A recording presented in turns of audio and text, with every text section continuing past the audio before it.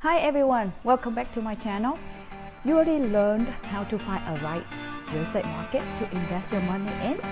That was in step 2, research right. To maximize your return and lower your risk, in addition to picking a right real estate market, it is also critical to buy your cash flow property right. On top other factors, figure out the right price to pay for a property is important. So this video is about step number 3, buy right. Do you even figure out what the right price should be?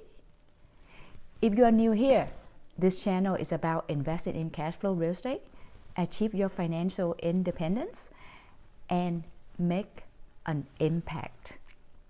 My name is Korianne, and I have achieved my financial independence when I was 35 through cash flow rental properties. After consistently investing in cash flow property over 8 years. If you have not subscribed yet, then subscribe so you will not miss my future contents that I will release in the future. We learned in step 2 that when a property is priced at $499,000 and the rental income is $2,500 in the area with a median income of $66,000, we will not buy that property. Why? Because the median income is not at least 3 times of the monthly rental payment. Therefore, we will pass to invest in that property. However, we should not eliminate Salt Lake City market just yet because the population and job growth still look healthy. What should you do next? Let's do a little more research to find other properties within Salt Lake City that cost a little bit lower in the $300,000 to $350,000 range, and see if the rental income can be in the between $1,600 or $2,000 per month. 2 ways to find out the price range in the different area of Salt Lake City is, the first way is you can do research on the price range and area yourself. If you enjoy looking at data and analyzing properties before deciding to work with a few real estate agents. You can use all the free online tools to research for the active listing like on Zillow.com, Julia.com, or Realtor.com. All these websites allow you to set up your search based on the specific zip code or areas that you selected. And you can specify the price range of properties that you are looking to invest. You should consider spending some time on these websites and learn about all the data it generates for you so you can set up your own searches. You will see the listing prices, rental income, the recent sold, and also pending sales, along with other active listings. It is true that figure out the right price to pay for the property is a key ingredient to buy right. But don't forget, there are other factors you should consider as parts of the overall process. On this website, when you select a property, you will also learn about the school rating and other stats. You also want to do more research about the crime rate in the given area using the website like citydata.com. After you do your own research, run the numbers, and find a market that meets your investment objectives, you are ready to engage a local real estate agent.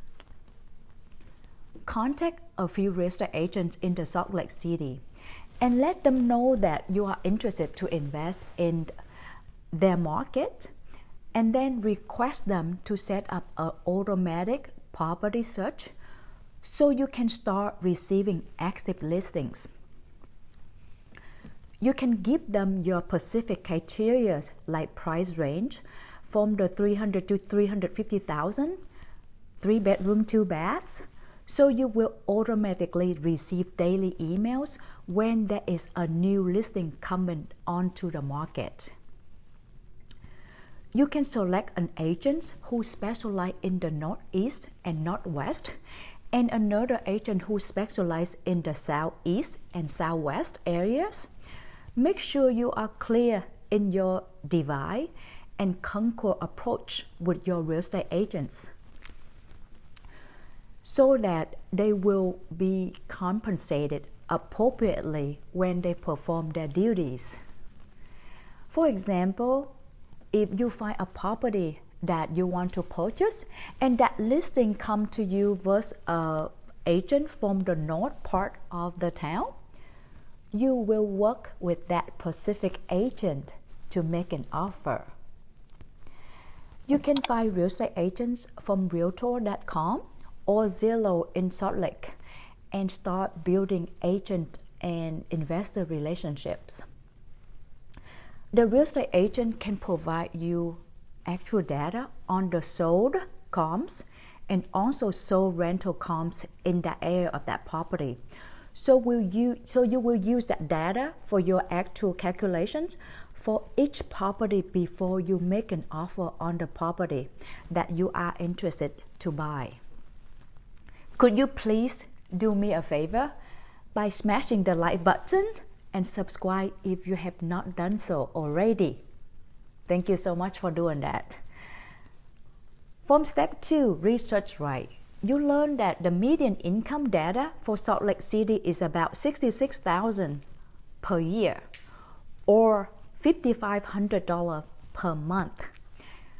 Then you should consider focusing to invest in property that offer rental income in the range of $1,600 or $2,000 or around 1/3 of the monthly median income in the area. Let's assume you found a 3-bedroom, 2-bath property at the listing price at $300,000. And this current estimated rental income is around $1,800 per month.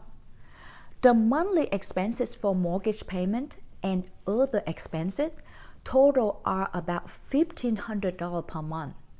And these other expenses include principal, interest, tax, insurance, maintenance, property management fee, and vacancy that you put aside for your future expenses.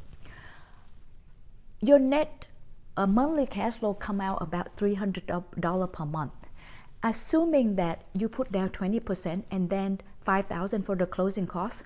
So your total investment is about $65,000. Let's look at your cash on cash return annually. You earn about 5.5%. You should consider factor in other monthly mortgage balance paying down each month, as well as conservatively appreciation on the property at a rate of 2% per year.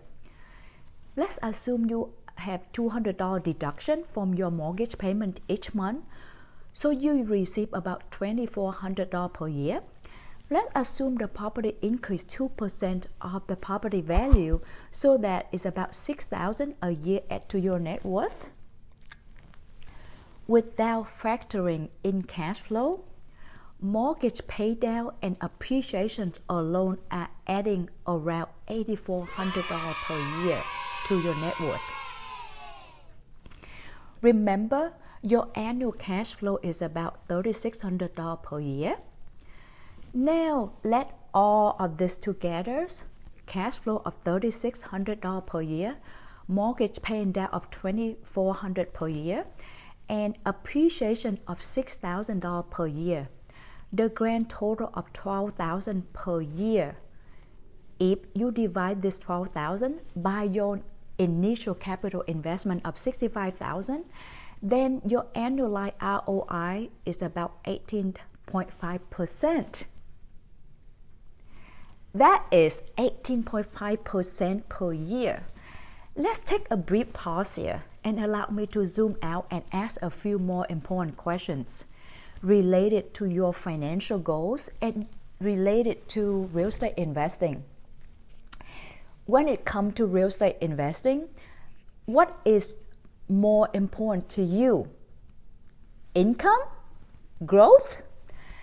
Of course, when possible, we would like to have both, but oftentimes you may need to optimize for one versus the other. If you want to earn a higher passive income, then you need to know that this property can only produce 5.5% monthly cash flow for your money. Are you satisfied with this outcome?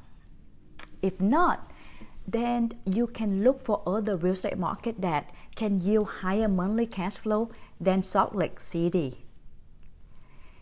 If your investment objective is for growth of your net worth and cash flow is not as important to you, then with this 18.5 ROI, this market and property may be the right one for you. However, that I make my investment decision is keep my investment objective front and center based on whether I invest for income or for growth. Knowing my investment objective will keep my focus to find a right investment in a right market purchase at the right price that will yield me the desired outcome. In the early years of my investment career, my focus was less on the income and more on the growth because my husband and I have our active income to maintain our lifestyle until after about 10 years later, because I did not want to continue working at my active income career when my kid was little. So my focus on real estate investment shifted to the income side. You need to know your investment objective in advance so that you can make an informed and intelligent investment decisions.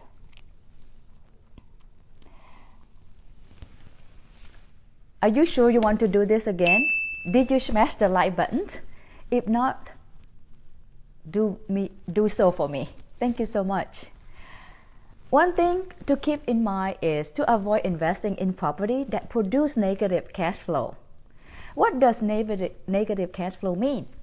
If your rental income is about $1,600 per month and your total monthly expenses are about $1,800, then you have a negative cash flow of $200 per month. You do not want to own a property that produces negative cash flow, meaning you are losing money to invest in that specific project. Your goal is to invest in property that produce net positive monthly cash flow. Some investors take on more risk investing in properties that produce negative monthly cash flow and count on appreciation to offset the negative cash flow.